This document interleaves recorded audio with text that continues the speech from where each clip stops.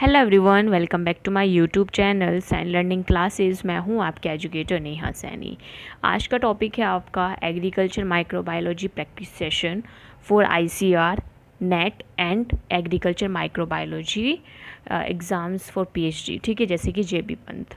तो इनके लिए मैं आपको एग्रीकल्चर माइक्रोबायोलॉजी के कुछ क्वेश्चंस प्रैक्टिस करा रही हूँ। जैसे कि हम 2 सेशन ऑलरेडी डिस्कस भी कर चुके हैं एग्रीकल्चर माइक्रोबायोलॉजी के, जो कि आईसीआर नेट के अंदर आपके पूछे जाते हैं। Okay, so in this session we also discuss some questions which are already asked in previous year of ICR NET and JB Pant exams or more PhD exams which are related to agriculture microbiology. So the first question is the most resistant form of microbial life in the bacteria. भाई कौन सी ऐसी resistant form होती है bacteria के अंदर कि जो कि पूरी लाइफ के अंदर उसकी रेजिस्टेंट फॉर्म होती है। ठीक है, तो ऑप्शंस आपके सिस्ट, एंडोस्पोर, वेजिटेटिव स्टेज या फिर नन ऑफ द अबव। आप सभी को पता है कि जो मोस्ट रेजिस्टेंट फॉर्म होती है माइक्रोबियल लाइफ में किसी भी बैक्टीरिया की, वो क्या होती है आपकी एंडोस्पोर होती है। ठीक है, चलिए the next question is species of mycoplasma are inhibited by. जो स्पीसीज है माइक्रोप्लाज्मा की वो किससे इनिबिट होती है? पेनिसिलिन, टेट्रामाइसिन, बोथ या फिर none of the above. So the correct answer is tetramycin. Okay, चलिए नेक्स्ट क्वेश्चन है रेड पिगमेंट प्रोड्यूस बाय। जो रेड पिगमेंट है वो किससे प्रोड्यूस होता है? सीरेचिया, माइकोकोकस, बोथ या फिर none of these. So the correct answer is Serratia. जो रेड पिगमेंट है वो कौन प्रोड्यूस करता है? सीरेचिया प्रोड्यूस करता है। So next question is founder of modern microbiology. Founder कौन है मॉडर्न माइक्रोबायोलॉजी का? लीवनहुक, पास्चर, रॉबर्ट कोच या फिर नन ऑफ द अबव। मैंने इसी तरह का क्वेश्चन फर्स्ट सेशन में भी कराया है कि जो फाउंडर है माइक्रोबायोलॉजी का, सॉरी बैक्टीरियोलॉजी का, ठीक है, वो कौन है? तो जब बेसिकली जब आपका फाउंडर पूछा जाता है बैक्टीरियोलॉजी तो एंटरवेन ल्यूवेनहुक है।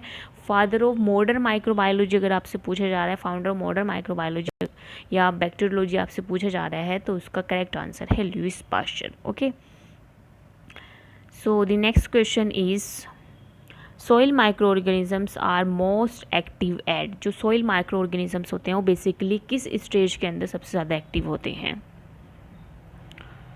कौन सा ऐसा टेम्परेचर है जिस पे वो सबसे ज़्यादा एक्टिव रहते हैं?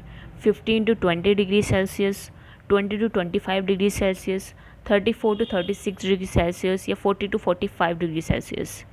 अगर आपको याद होगा तो माइक्रो ऑर्गेनिजम्स बेसिकली आपके 34 to 36 डिग्री सेल्सियस पे जो होते हैं मोस्टली एक्टिव पाए जाते हैं। ठीक है,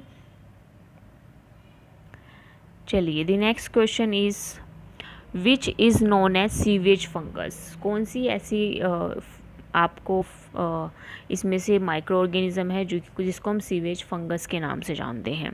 सीवेज फंगस बेसिकली आपने देखा भी होगा, ठीक है, जहाँ पे नाली का पानी इकट्ठा रहता है या फिर वेस्ट का पानी जहाँ पे इकट्ठा रहता है उस पर देखना, उस पर बहुत मोटी सी परत लग जाती है। ठीक है, एक फिलामेंटस बैक्टीरिया जो होते हैं, mass of filamentous bacteria grow कर जाते हैं response of organic nutrient in the water. ठीक है, तो जो मोटी सी परत है उसको ही हम बोलते हैं सीवेज फंगस। तो वो कौन सी है आपकी? बेसिकली इसमें से जो जानी जाती है सीवेज फंगस के नाम से वो है आपका लिप्टोमेटस। ठीक है, तो option number C is correct. So the next question is the test organism for pasteurisation is. Pasteurisation के टाइम पे जो टेस्ट ऑर्गेनिज्म होता है वो कौन सा है? कॉक्सिला, क्लोस्ट्रीडियम, बैसिलस सबटिलिस या फिर बैसिला स्टीरियोथर्मोफिलस। 4 ऑप्शंस आपको दिए गए हैं, एक ऑप्शन आपको चूज़ करना है। आप ऐसे भी कर सकते हो कि मेरे आंसर बताने से पहले अगर आपको आंसर पता है तो आप कमेंट बॉक्स के अंदर अपने आंसर्स को दे सकते हो। ओके, जिससे आपको भी मज़ा आएगा टेस्ट देने में और मुझे भी अच्छा लगेगा अगर आप लोग रिस्पॉन्स देते हैं तो। चलिए, so the test organism for pasteurization is Coxiella burnetii. चलिए नेक्स्ट क्वेश्चन है the process of denitrification involves conversion of nitrite to. By denitrification process में कन्वर्जन होता है नाइट्राइट का किसके अंदर? याद करो, nitric oxide, nitrous oxide, di nitrogen या फिर ऑल दी अबव। याद करो डीनाइट्रिफिकेशन में क्या होता है।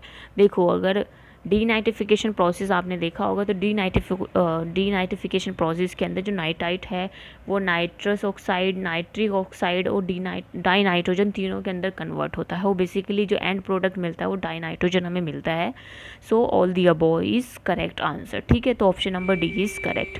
चलिए नेक्स्ट क्वेश्चन है, ग्रीन हाउस गैस इंक्लूड, जो ग्रीन हाउस गैस है वो इंक्लूड करती है किस किस को, CO2, CH4, N2O या ऑल दी अबव। बेसिकली जो ग्रीन हाउस गैसेज हैं वो किस किस को इंक्लूड करती हैं, सोचो ज़रा।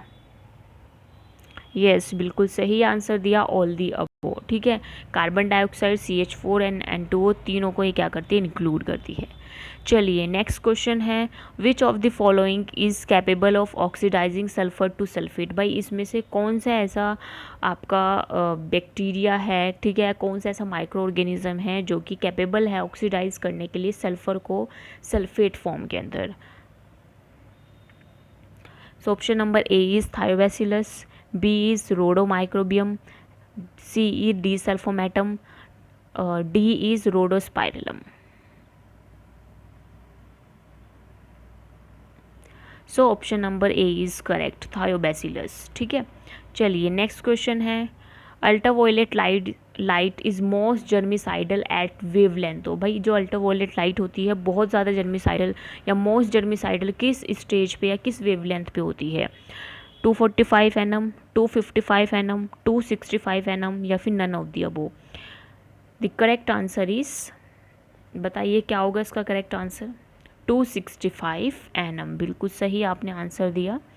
चलिए नेक्स्ट क्वेश्चन है, the principal site for CO2 fixation in autotrophic prokaryotes. भाई जो CO2 फिक्सेशन की जो प्रिंसिपल साइट होती है वो कौन सी होती है, क्रोमोजोम, कार्बोक्सिजोम, बोथ या नन ऑफ दीज।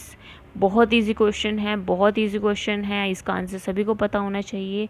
बेसिकली जो प्रिंसिपल साइट होती है आपकी CO2 फिक्सेशन की इन ऑटोट्रोपिक प्रोकैरियोट्स वो क्या होती है, कार्बोक्सिजोम होती है। तो option number B is correct. So the last question is, the nitrifying bacteria cannot be isolated directly by the usual technique employed to extract या employed to isolate heterotrophic bacteria।